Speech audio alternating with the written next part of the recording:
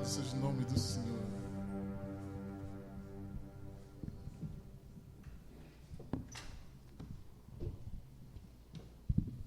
Bom dia. Graça e paz da parte de Cristo.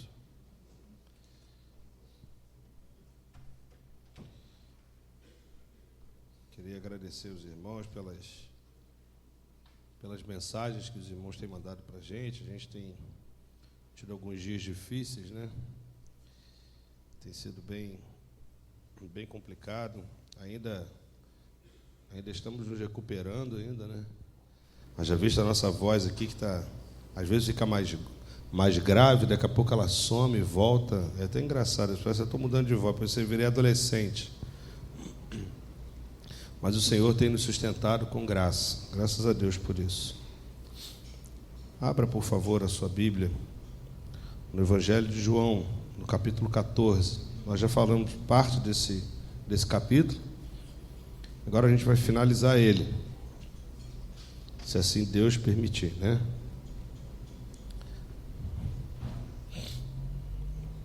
Evangelho de João, capítulo 14.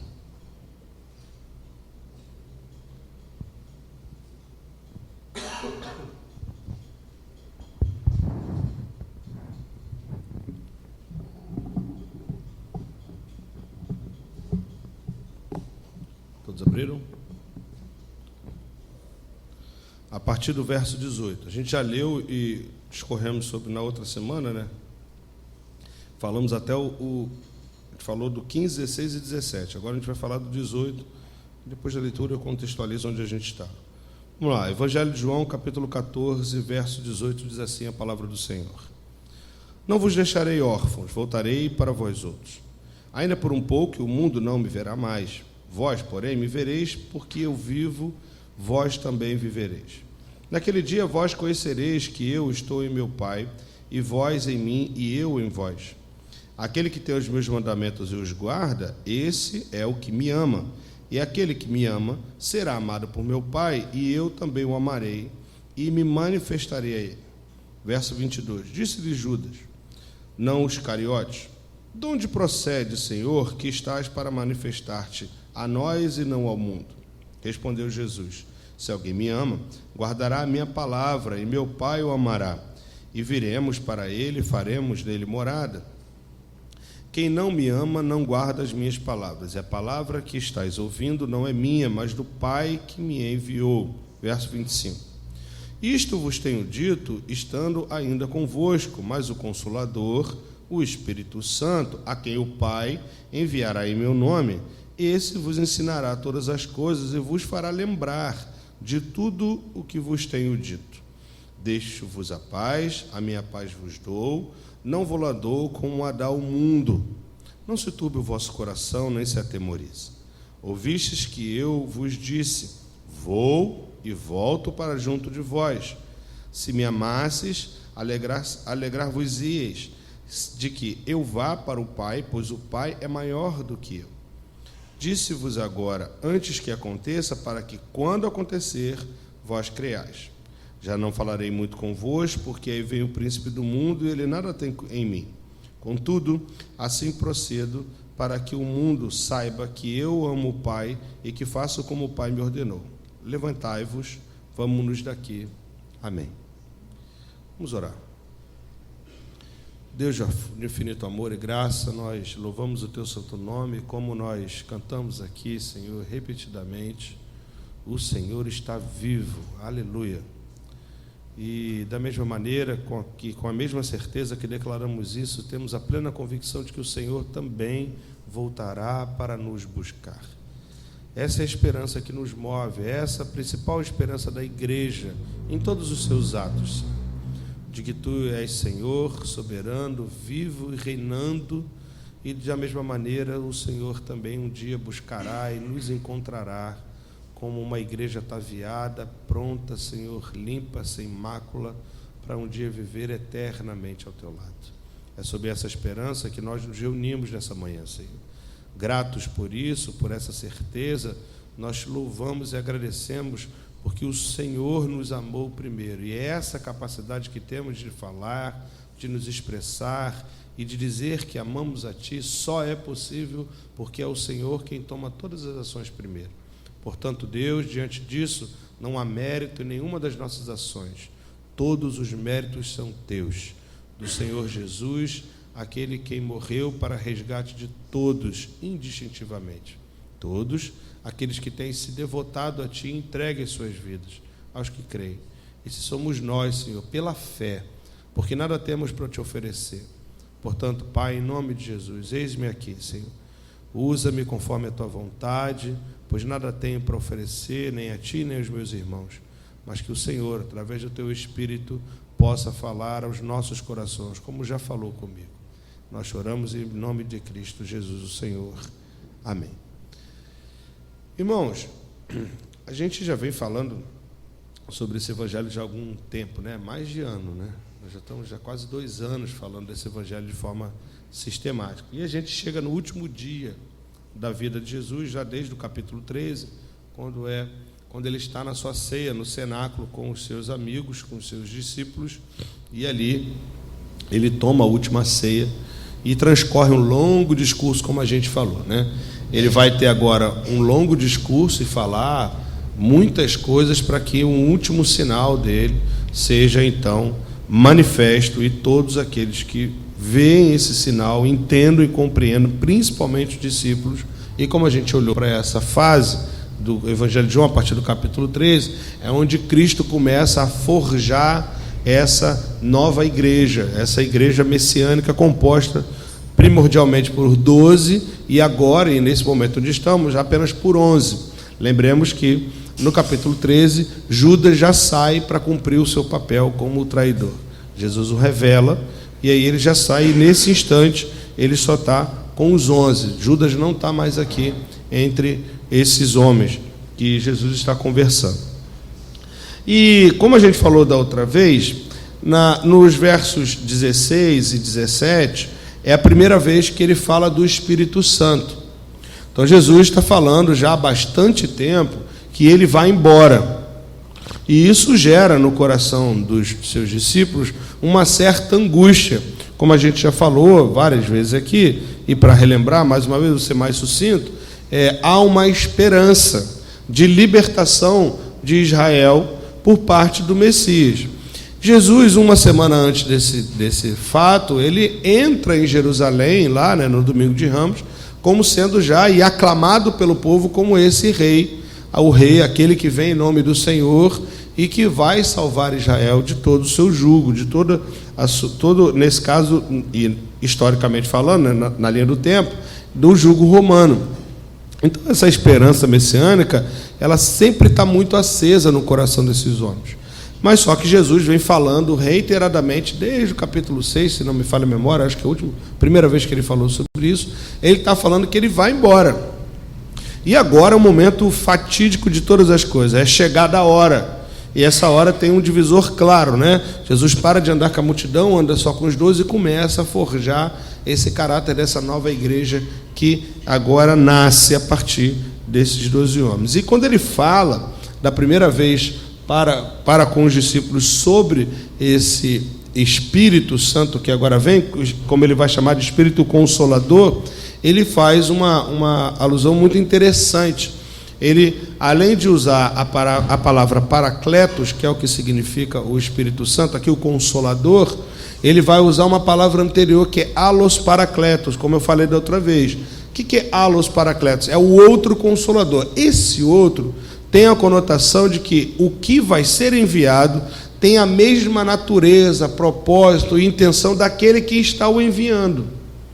E é interessante a gente perceber que quando Jesus fala que ele vai para junto, e é necessário que ele vá para que o Pai envie outro sob essa mesma perspectiva, dando, e aí fica claro para a gente, né, claro, entre aspas, né, digamos assim, mas fica mais inteligível para muitos a questão e o mistério que temos da Trindade.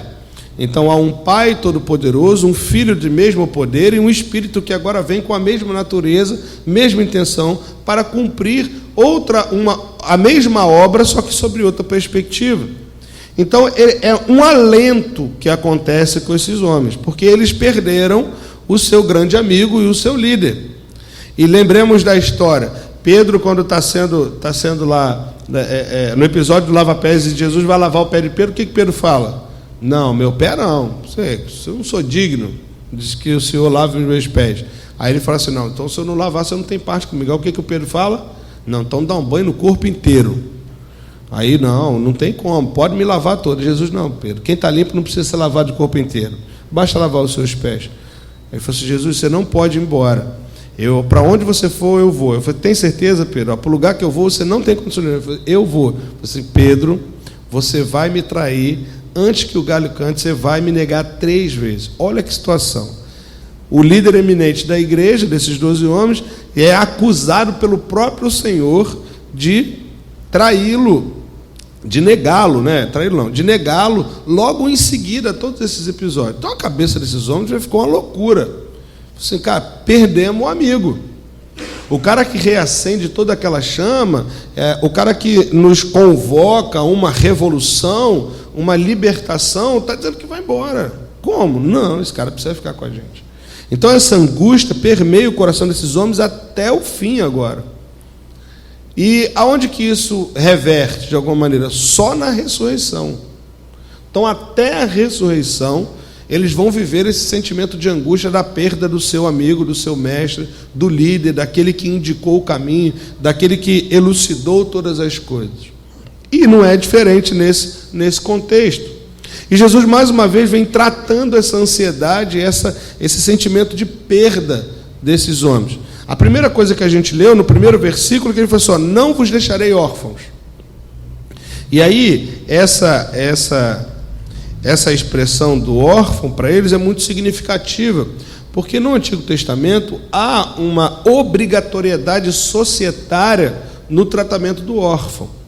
Então, é obrigado tratar. Não é uma questão de sentimento, de olhar uma criança ali, órfã, ai, tadinha da criança, que peninha dela. Não. É um mandamento divino. Deus dá uma ordem a Israel para cuidar dos órfãos, das viúvas e dos necessitados. Então, quando ele fala, ele está suscitando exatamente esse tipo de sentimento.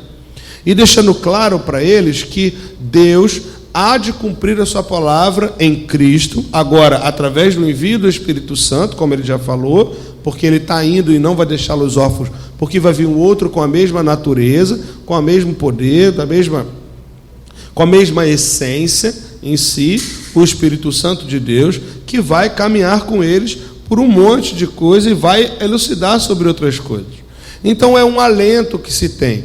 Quando a gente olha o transcorrer dessa conversa, ele vai continuando falando que ele vai ficar um pouco com eles, mas daqui a um pouco eles não vai estar mais com eles, mas ele faz uma importante, me fugiu a palavra, uma importante inferência. Que inferência é essa? Ele vai dizer assim, não vos deixarei, voltarei para vós, ainda por um pouco de tempo, e o mundo não me verá mais. Vós, porém, me vereis, porque eu vivo, vós também vivereis. Olha que interessante.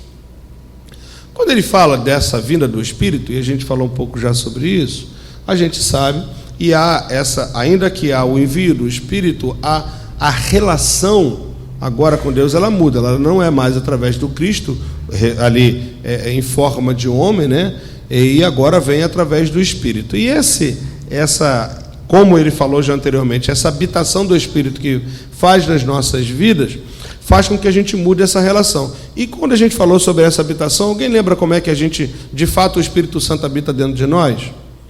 Quando a gente tem a nossa mente transformada. Não é uma questão de possessão espiritual. Não, isso é em outro lugar, tá? Não é aqui não. Não tem esse negócio de possessão espiritual. Ele toma posse de todos os nossos atos, porque a sua atuação na nossa vida faz com que a nossa mente seja transformada e o nosso coração, anteriormente de pedra, ou se nem existia mais, porque estávamos mortos, agora pulsa de carne. Pulsa por um amor que nos amou primeiro. E aí, então, temos a capacidade de nos reviver em Cristo. É por isso que ele está falando, ele está usando essa expressão novamente.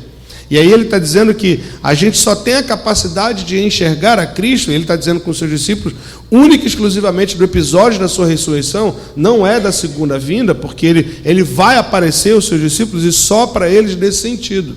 Então o que ele está dizendo para a gente hoje é, não se preocupem, eu vou, e esse lugar para onde eu vou ninguém pode ir, eu vou morrer, e é necessário que eu morra, mas eu vou vencer a morte e ressuscitar, como ele já falou. A dificuldade que existe dele repetidamente falar essas coisas é por conta da compreensão e a limitação natural dos seus discípulos. Ora, façamos o exercício, eu tenho provocado os irmãos nesse sentido, de estarmos nesse momento da história sem saber o final. Como é que fica? Eu, do jeito que sou, ia ficar louco, né? Ansioso como sou, eu falei, não, essa é pior que Pedro. Eu ia dar uma banda e Jesus ia amarrar ele. Eu falei, amarra homem, morre para ninguém pegar ele, não. Ia dar um jeito. Nós vamos segurar ele aqui, amarra ele aqui no cenáculo, fecha o cenáculo, nós vamos montar uma armada. Eu ia logo fazer uma revolução, uma guerra, acabou. Vamos pegar em arma. Pedro pega, daqui a pouquinho ele pega, né? Exatamente esse tipo de sentimento. Por quê? Porque a gente tem dificuldade de lidar com a perda. A gente não sabe lidar com ela. Já reparou como algumas pessoas lidam, por exemplo, com a perda, com a morte? Uma perda de um ente querido? Leila, como psicóloga, deve tratar algumas pessoas nesse sentido, né? Porque aquilo cria um trauma na vida da pessoa tão grande que a vida dela para. E Cristo está dizendo para esses homens, não parem as suas vidas. Continuem com ela. Porque vocês têm uma obra gigantesca para fazer. Lembra que ele já falou, ó, aqueles que creem em mim e estão vendo todas essas coisas, vão fazer obras ainda maiores. Tem uma coisa ainda maior para ser feita e realizada por vocês. Vocês precisam se assegurar e acreditar nas minhas palavras. Não se turbe o vosso coração. Crede em Deus e crede em mim. Porque eu vou, mas eu volto. E para vocês eu vou me revelar de forma agora particular. Porque para nós essa compreensão fica muito mais simples. Eu tenho insistido e tenho falado isso reiteradamente. É mais simples que a gente sabe o final da história. Mas esses homens não sabiam. Como pode um homem dizer que vai morrer e ressuscitar? Imaginemos isso. Como pode? Será que era possível? Será que esse cara vai conseguir mesmo? Será que isso não é balela desse cara? Será que ele não está de historinha? Porque mesmo com tudo aquilo que ele tenha feito, era difícil de acreditar que ele poderia morrer e ressuscitar. Mas e esse talvez é o grande mote, talvez não, certamente esse é o grande mote, assim como eles deveriam ter pensado, e isso só vai ficar claro depois, para eles e para nós hoje, fica claro até um momento da nossa vida, porque a gente age igualzinho a eles, mas tem um momento em que a chave vira, né? A gente faz assim, olha, parece que tudo descortina na nossa mente, assim. Exatamente o momento em que a nossa fé como dom de Deus, opera nas nossas vidas. Porque se não for a fé, humanamente falando, é impossível da gente crer em todas essas coisas. Porque pensemos em um episódio só da história. Quem viu Cristo ressurreto? Quem o viu primeiro ser crucificado? Quem viu José de Arimateia pegar o seu corpo da cruz e junto com as mulheres embalsamá-lo e colocá-lo no sepulcro?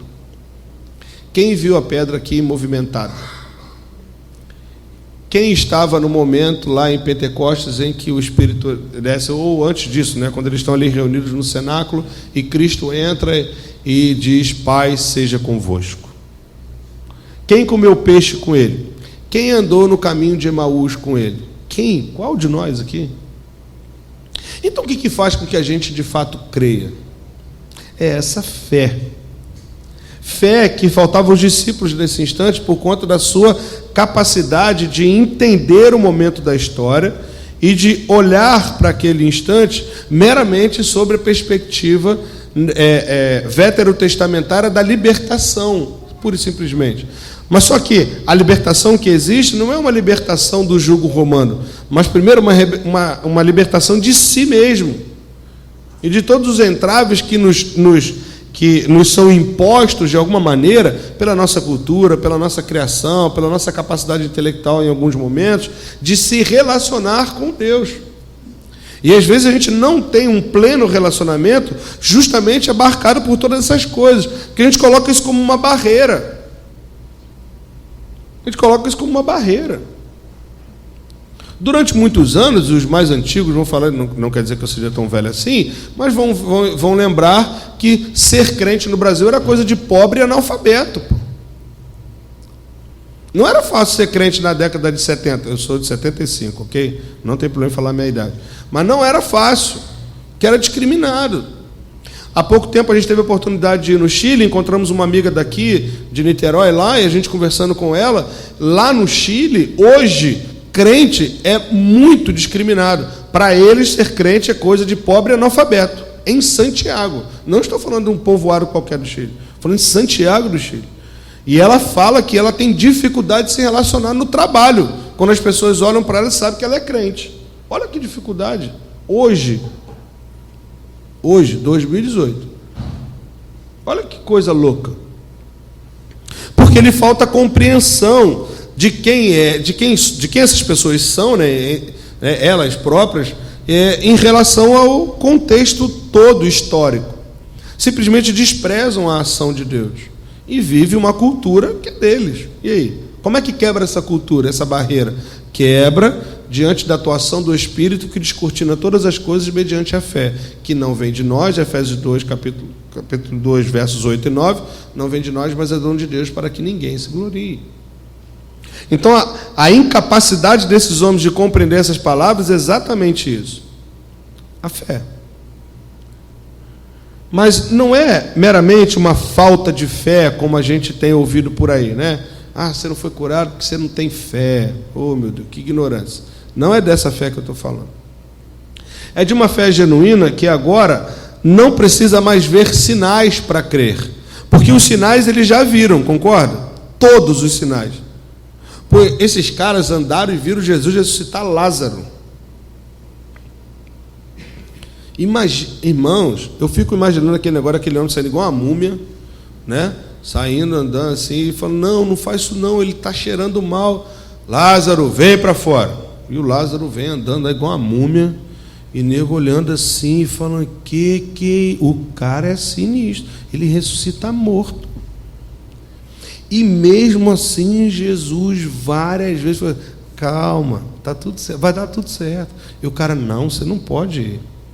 Vê que dificuldade de entender? É esse bando de coisas que a gente coloca na frente, porque a gente não sabe lidar com a perda. E é uma perda transitória, temporal. Não é eterna. Não é eterna. E o mais interessante, quando ele continua a falar sobre isso, ele vai dizer que, além dessa necessidade ferrenha de crer fielmente nas palavras de Jesus, há uma ação prática que revela inteiramente os que creem. E que ação é essa? Os versos 21, que ele vai dizer, aquele que tem os meus mandamentos, sim, e os guarda, esse é o que me ama. Engraçado, que agora ele vai levar isso para um outro aspecto. Que aspecto é esse? Aquele que crê só tem a capacidade de crer se de fato ele consegue materializar o quê? O amor. Olha que interessante isso. Então a nossa capacidade, e digamos assim,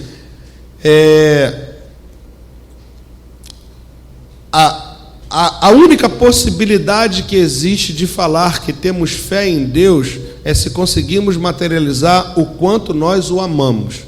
E a nossa capacidade de amar só é possível se temos a plena convicção de que Ele nos amou primeiro. Isso é uma via de mão dupla, o tempo inteiro. O tempo inteiro. E isso só se dá quando o evento da fé acontece na nossa mente e no nosso coração. Porque tudo fica mais claro. Então, como é que eu vou dizer que de fato amo a Deus? Se a partir dessa fé, uma vez implantada, clara, límpida agora na minha vida, essas palavras fazem sentido e por conta disso eu ajo em amor. Não meramente para cumprir um rito, cumprir a lei, mas agora faço todas as coisas em amor, porque eu respondo o amor uma vez já recebido esse amor. Porque Cristo age em todo instante em amor com esses homens. Não há nenhuma instrução de Jesus que seja fora do amor. Não há nada. Nada que Cristo faça fora da dimensão do amor. Nada.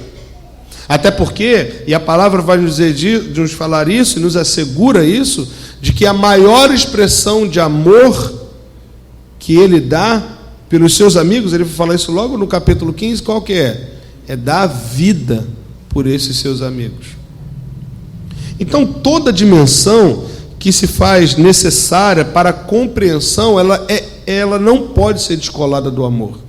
Por isso que ele vai dizer que aquele que tem os meus mandamentos e os guarda, e esse ter, muito interessante isso, que no original grego, esse ter não é simplesmente tomar posse, mas ele tem um significado que é de captar com a mente, é de ter a capacidade, através desse contato com a lei de Deus, e agora essa lei sendo totalmente reformulada, porque ela agora é pautada e fundamentada no amor mútuo entre os irmãos e nosso com Deus.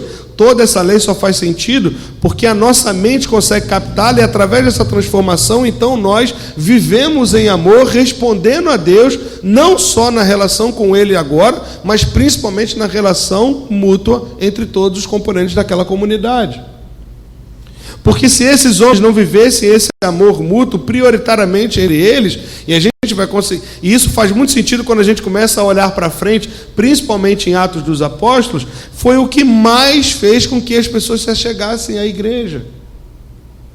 Então, por que hoje muitas igrejas não são atrativas àqueles que estão fora? Porque não têm a plena consciência da sua função em relação ao mundo e a si próprio. Porque esquecem a relação com os outros e vivem uma relação só dela.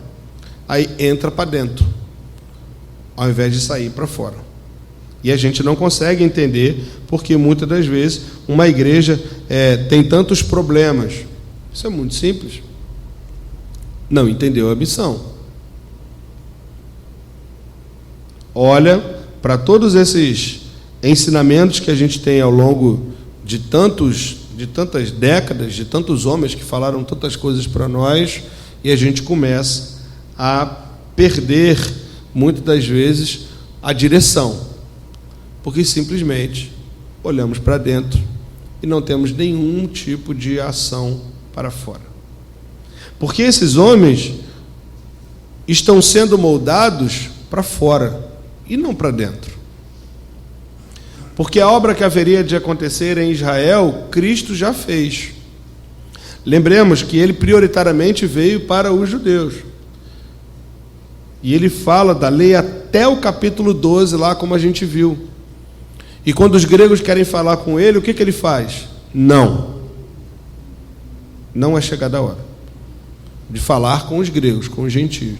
E aí ele entende que é a hora, e está chegando a hora dele de partir. E aí ele muda. A estrutura de João é muito clara para a gente. Leia o capítulo 10 e 11, e quando olhar o 12 e o 13, você vai ver essa ruptura. A gente falou sobre isso aqui. Porque era necessário que essa igreja messiânica agora olhe para Cristo como o bem supremo sobre todas as coisas. Porque fora dele não há bem. Fora desse amor, nós não vamos conseguir realizar absolutamente nada. Se nós não agirmos dizendo que amando e vivendo esse amor mútuo entre nós e expressando isso ao mundo, perdemos a nossa missão. Porque a missão da igreja é materializar os céus, como a gente falou da outra vez. Todas as pessoas precisam entrar nesse lugar, nós primordialmente, e viver e sentirmos como se estivéssemos no céu.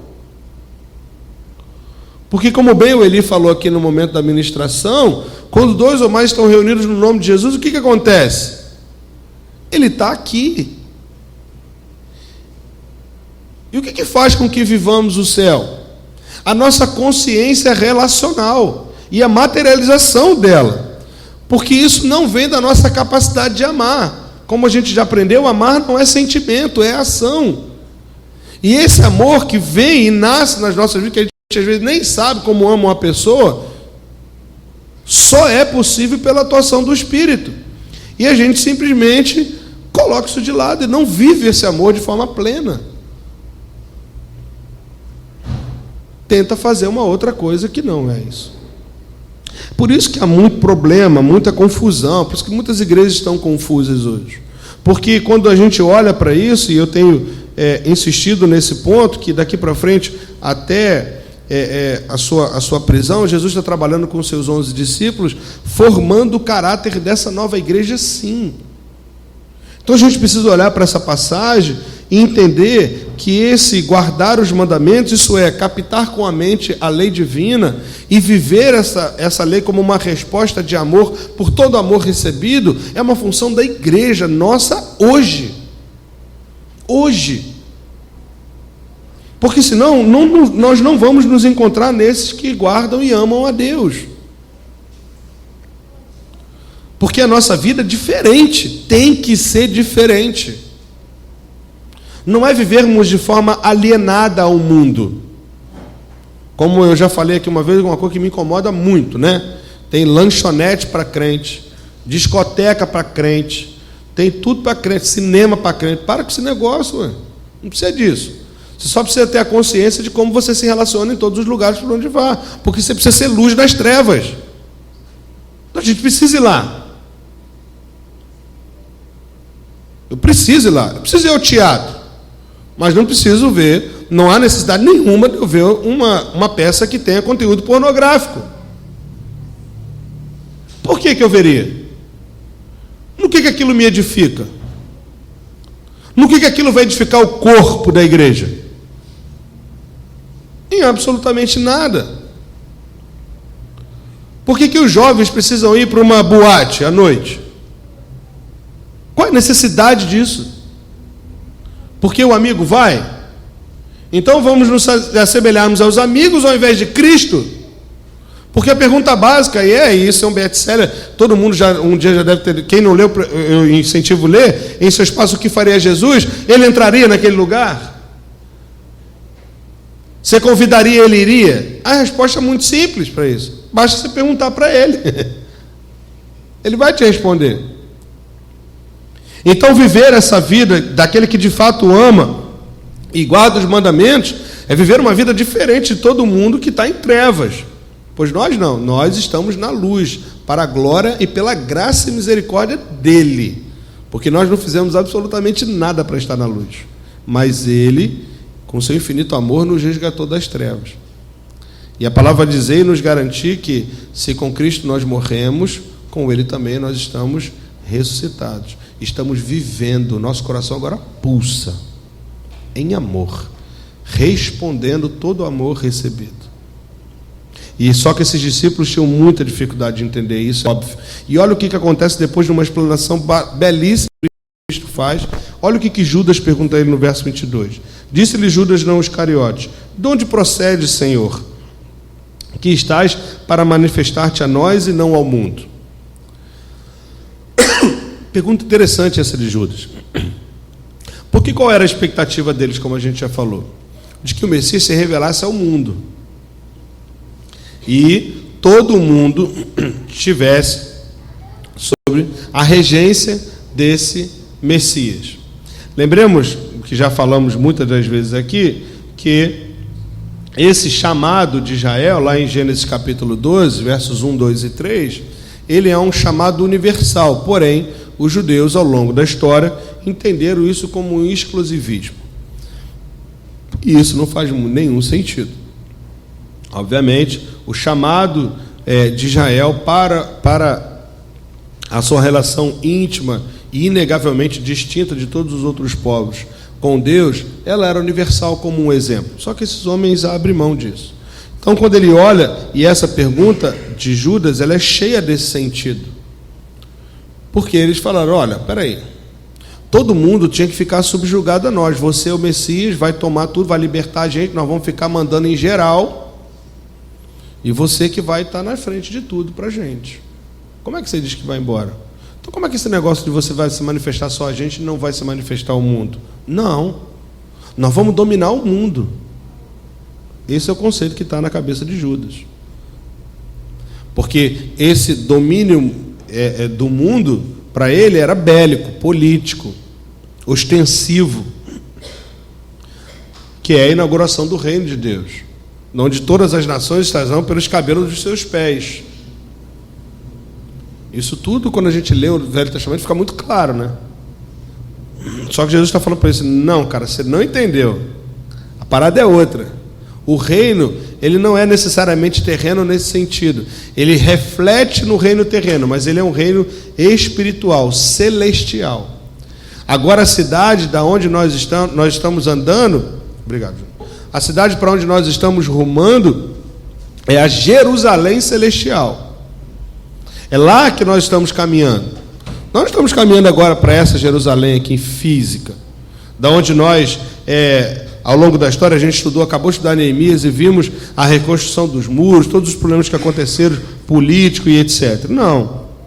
A manifestação que existe agora, em Jesus, a resposta de Jesus, a pseudo-resposta, que Jesus não responde a ele a pergunta que ele faz, né?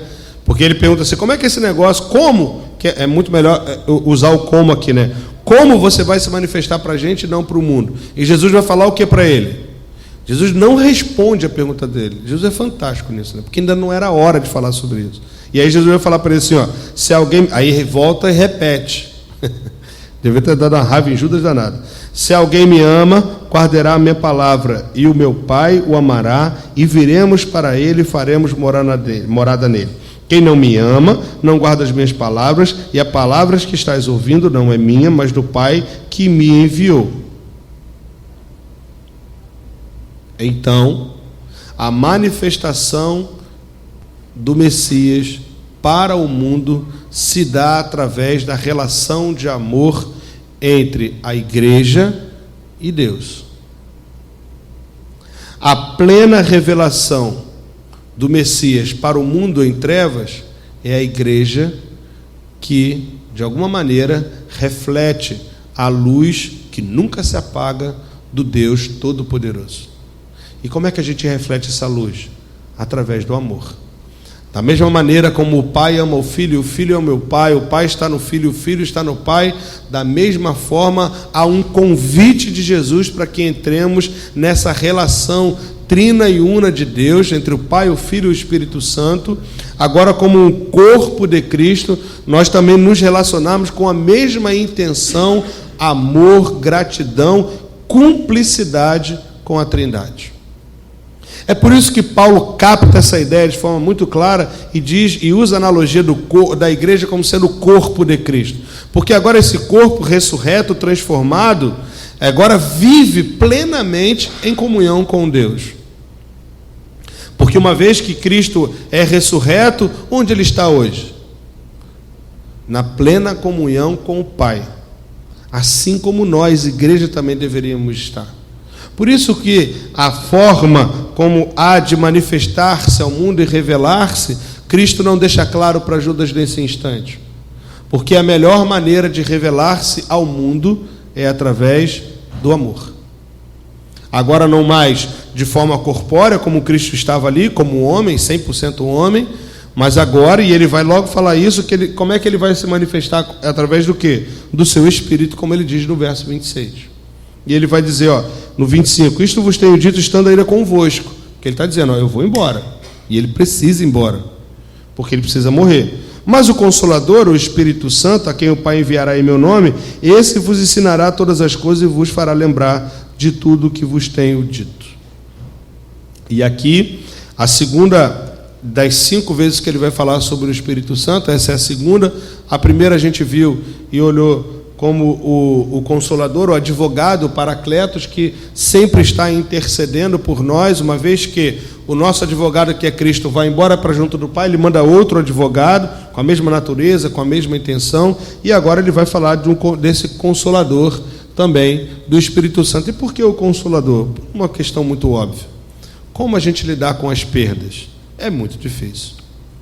Precisamos de ajuda de uma perda tão significativa quanto essa, principalmente para esses homens.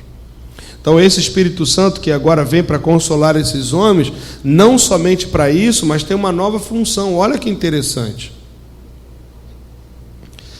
Qual função é primordial a partir desse consolo? De dar entendimento para eles. Entendimento. De trazer à memória todos esses ensinamentos que Cristo fez com todos esses homens durante os 3 anos em que caminharam juntos ali, de forma intensa. Foram 3 anos intensos, né, de caminhada, muito intenso.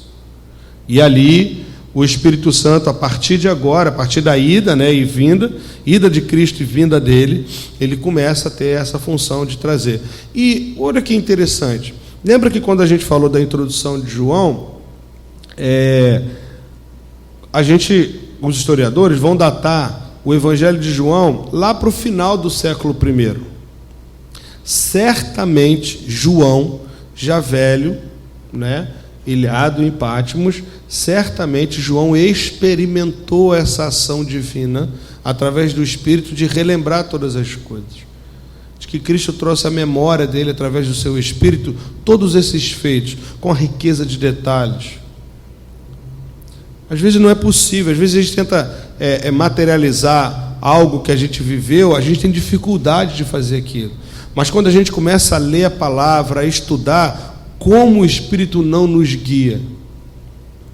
Por isso que para muitos, aí fica a dica aqui para os jovens, os adolescentes, estudem antes de uma prova. Porque a atuação do Espírito pode fazer com que ele te lembre sim a matéria, e não há problema nisso. Agora, se você não estudar, ele não vai estudar por você, não. Eu vou orar para Deus fazer o que eu passe na prova. Sem estudar, vai passar nada. Né? Tem um monte de gente se manifestando assim, vai falando, Jesus. Por aí. Vou orar para Deus me passar na prova. Estudou? Não, então não vai passar. Agora, se você estudar de fato e você orar a Deus, sim, no momento da necessidade, o Espírito Santo pode nos socorrer e nos trazer à memória tais coisas, sim. Pode. Ele faz. Não há problema nenhum.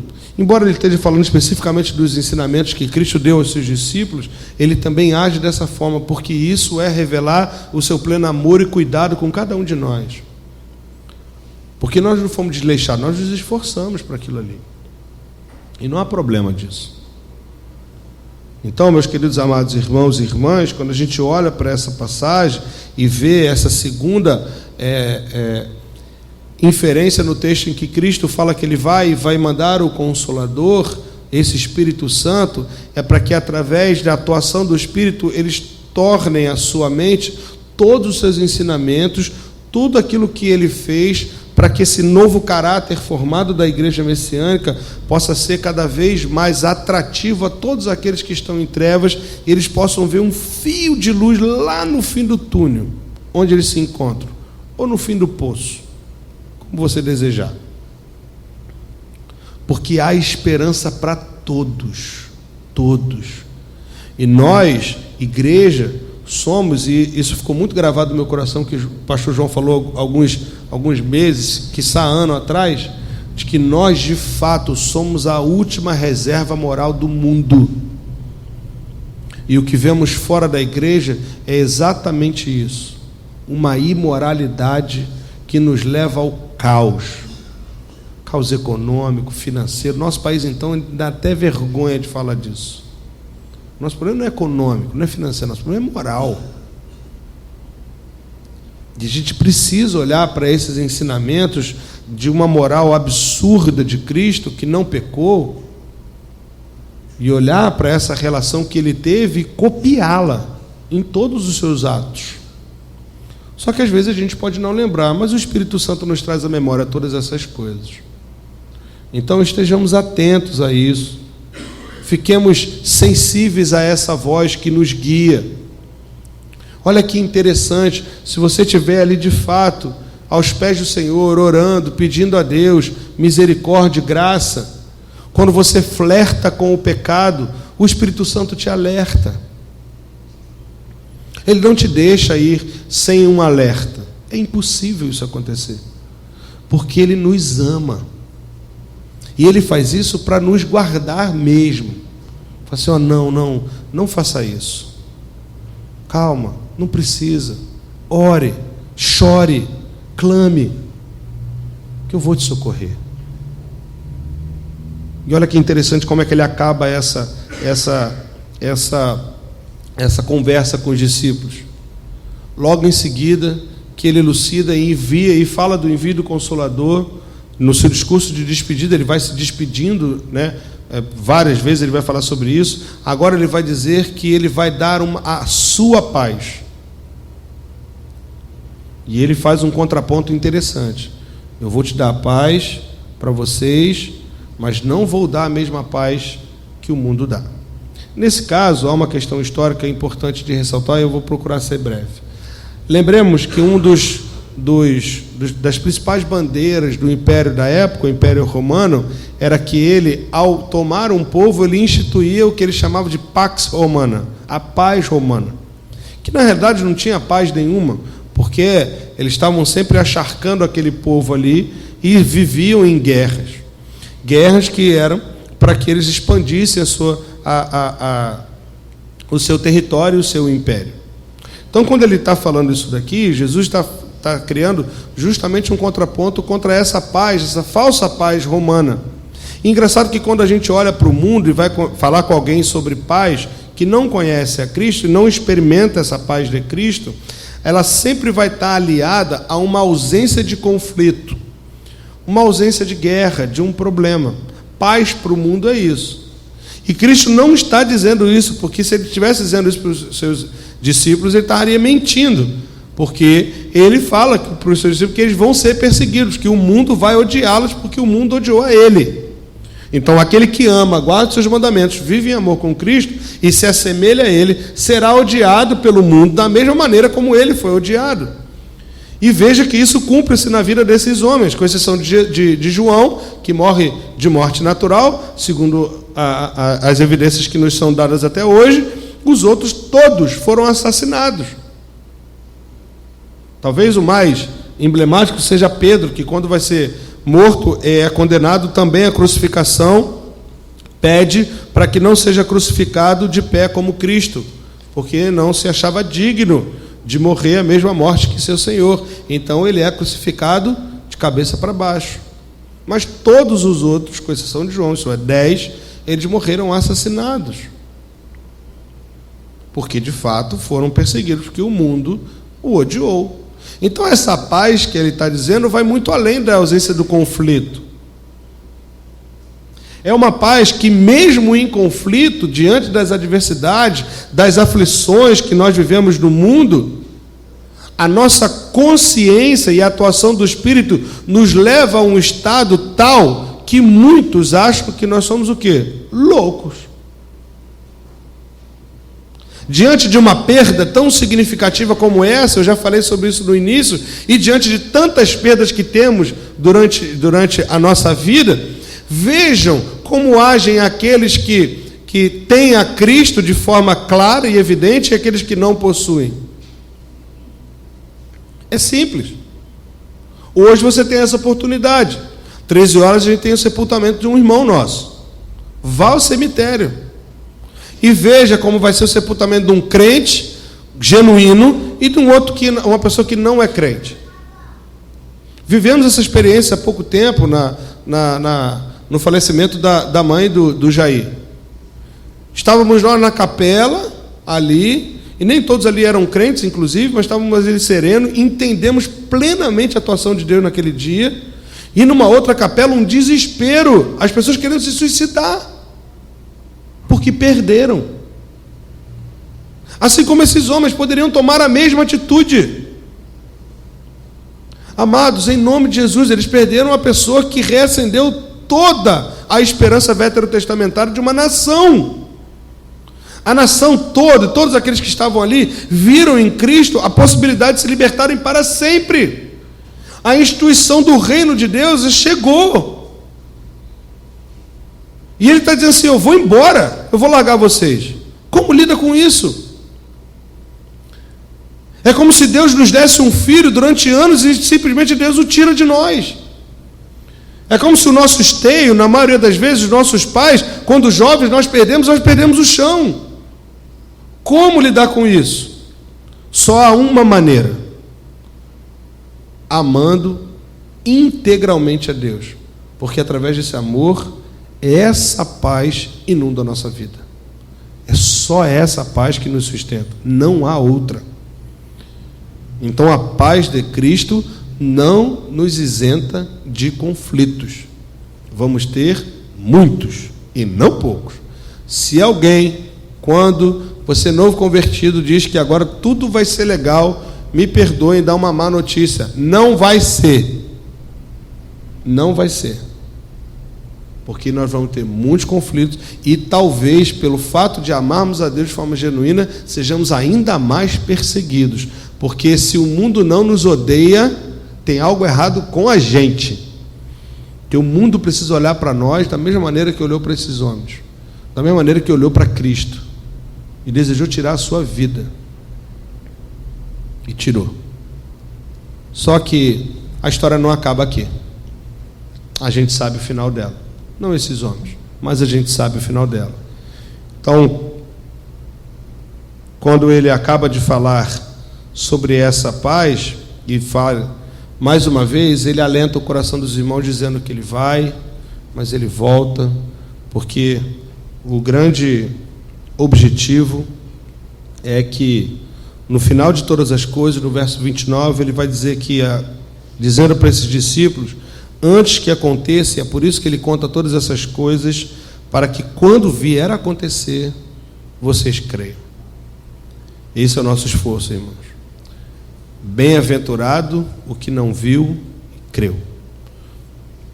Nós não precisamos ver Cristo crucificado, não precisamos ver José de Arimateia pegando o seu corpo da cruz, não precisamos ver a pedra removida, porque esse Espírito Santo já foi enviado e habita dentro de nós. Então, você quer ver?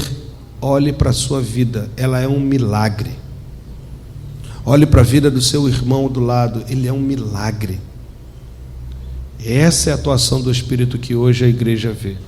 Porque é através dessa atuação, e agora não mais para dentro, e sim olhando para fora, é que nós vamos irradiar a luz divina para um mundo em trevas. Para que todos aqueles que cheguem perto de nós percebam claramente e entendam com a mente renovada, uma vez que nós também estamos com a nossa mente renovada, de que Deus age nas nossas vidas e somos sua posse, povo exclusivo de Deus, sacerdócio real, herdeiros da promessa em Cristo e por Cristo.